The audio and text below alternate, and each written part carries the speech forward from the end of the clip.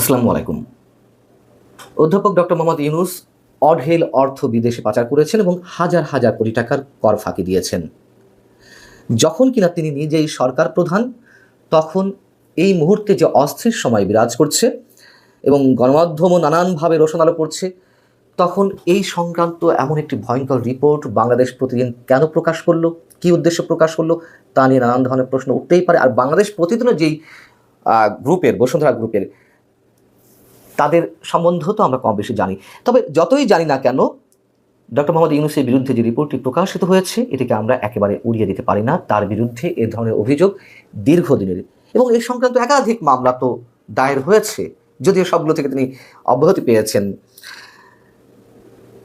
সেই জায়গা থেকে যদি বলতে হয় যে 1997 সালে যখন গ্রামীণ টেলিকমের নামে একটি তিনি লাইসেন্স নিয়েছিলেন গ্রামীণ ফোনের, তখন তিনি শর্ত দিয়েছিলেন যে এই প্রতিষ্ঠান থেকে তিনি কোনোভাবেই লাভবান হবেন না এবং এর উদ্দেশ্য হচ্ছে গ্রামীণ জনগোষ্ঠীর দরিদ্র মানুষদেরকে স্বাবলম্বী করা, এবং সেই শর্তেই সরকার তাকে লাইসেন্স দিয়েছিল।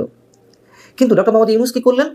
শুধুমাত্র এর মাধ্যমে নিজের ভাগ্য পরিবর্তন করলেন এবং দেশের স্বার্থ জলাঞ্জলি দিয়ে বিদেশি প্রতিষ্ঠান টেলিনরকে তিনি শেয়ার হোল্ডার হিসেবে নিলেন। অধিকাংশ শেয়ার তাদের কাছে হস্তান্তর করলেন। এখন এই যে রিপোর্টটি, সেই রিপোর্টে বলা হচ্ছে যে শুধুমাত্র গ্রামীণ টেলিকম থেকেই গত ২৬ বছরে ডক্টর মোহাম্মদ ইউনূস ১,০০০ কোটি টাকা কর ফাঁকি দিয়েছেন। বাংলাদেশ প্রতিদিন বলছে, আমি একটু হুবহু বলি, যে সংশ্লিষ্ট সূত্রগুলো জানাচ্ছে ডক্টর ইউনূস দেশের অলাভজনক প্রতিষ্ঠান গ্রামীণ টেলিকম থেকে হাজার হাজার কোটি টাকা কয়েক হাত ঘুরে সামাজিক ব্যবসার নামে বিদেশে পাচার করেছেন। শ্রমিক কর্মচারীদের ন্যায্য অধিকার কেড়ে নেওয়ার জন্য আদালতের বিচারাধীন মামলার রায় নিজের পক্ষে নিতে বিচারক সহ দেশের গুরুত্বপূর্ণ ব্যক্তিদের ঘুষ দেওয়ার জন্য একটি দালাল চক্রের সঙ্গেও চুক্তি করেন। আর ডক্টর ইউনূসের এইসব অর্থ পাচার, দুর্নীতি ও অন্যান্য অপরাধমূলক কর্মকাণ্ড দালিলিকভাবে প্রমাণিত হয়েছে। এবার তার বিস্ময়কর কর ফাঁকির অপরাধের ঘটনা সবাইকে হতবাক করেছে।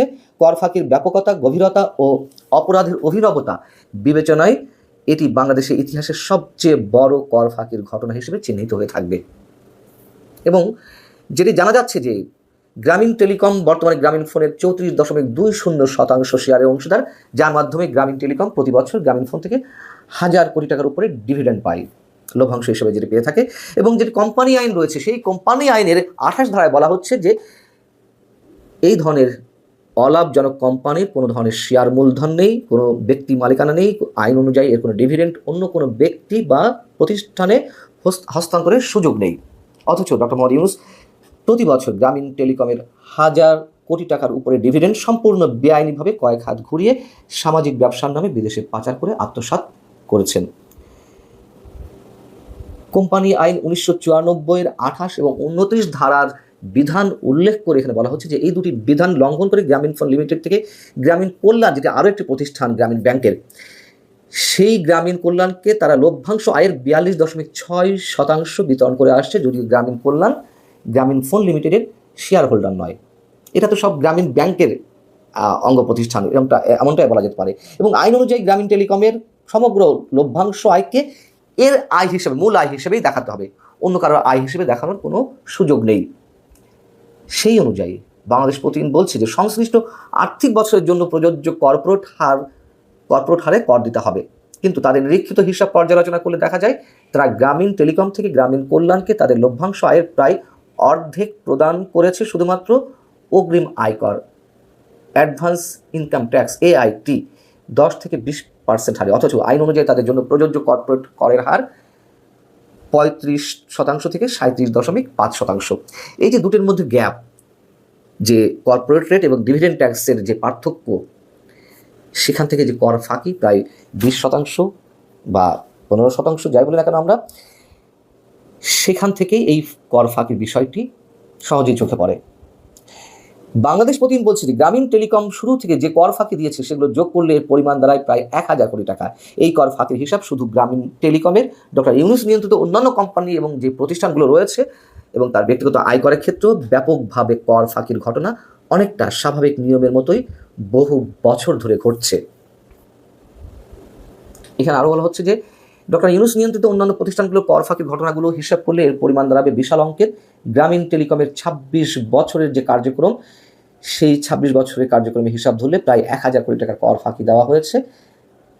আরও নানান ধরনের হিসাবের মধ্যে রয়েছে এবং এখানে বলা হচ্ছে যে এটি লক্ষণীয়, ডক্টর ইউনূস তার কর ফাঁকির বিষয়গুলো ধামাচাপা দিতে দেশের আদালতে বেশ কিছু মামলা ও রিট পিটিশন দায়ের করে রেখেছেন। এসব মামলা ও রিটের উদ্দেশ্য হচ্ছে কর ফাঁকি সংক্রান্ত বিষয়ে ডক্টর ইউনূস সুবিধা পাওয়া।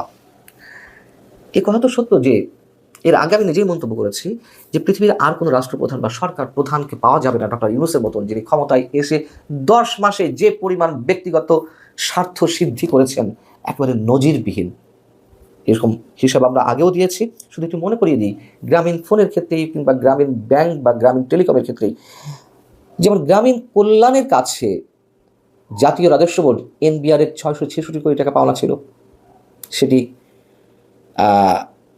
যে হাইকোর্টে মামলা চলছিল ডক্টর মোহাম্মদ ইউনূস সরকার প্রধান হওয়ার পরে আদালতে স্বপ্রণোদিত হয়ে না মামলা প্রত্যাহার করে নিয়েছে। আবার যেমন ধরুন গ্রামীণ ব্যাংকের সরকারের যে মালিকানা ছিল, যেই পার্সেন্টেজ ছিল, সেটি কমিয়ে 10% নামিয়ে আনা হয়েছে, আগে ছিল 25%। আর গ্রামীণ ব্যাংকে আগামী 5 বছর কোনো ট্যাক্স দিতে হবে না, কর দিতে হবে না, কর অব্যাহতির সুবিধা নিয়েছে আগামী 2029 সাল পর্যন্ত। এই যে আমরা এটাকে কীভাবে মন্তব্য করব, কোনো ধরনের বাধা ছাড়া, কোনো ধরনের সমালোচনা তোয়াক্কা না করে বা লাজ লজ্জা তোয়াক্কা না করে এই যে একের পর এক সুবিধা নিচ্ছেন, সেক্ষেত্রে বাংলাদেশ প্রতিদিনের এই রিপোর্টটি, যেটি প্রথমে বলছিলাম, আমরা একেবারে উড়িয়ে দিতে পারি না। এবং এখন এসে কেন এই রিপোর্টটি করা হলো, যখন বাংলাদেশের গণমাধ্যম আগেকার মতোই রয়েছে, নিয়ন্ত্রিত অবস্থা রয়েছে, যতই সরকার বলুক না কেন যে মানে দেশের সর্বসেরা সময় এখন গণমাধ্যমগুলো উপভোগ করছে, এগুলো একেবারে বাজে কথা। যারা বলেন যে আমরা কথা বলছি, আমরা আগেও কথা বলেছি বিধায় আমাদেরকে পে করতে হয়েছে অনেক ধরনের অনেক কিছু, এখনও আমাদেরকে পে করতে হচ্ছে। তবে যারা কথা বলেন তারা ঠিকই সবসময় বলে যান। ভালো থাকুন সবাই, আল্লাহ হাফিজ।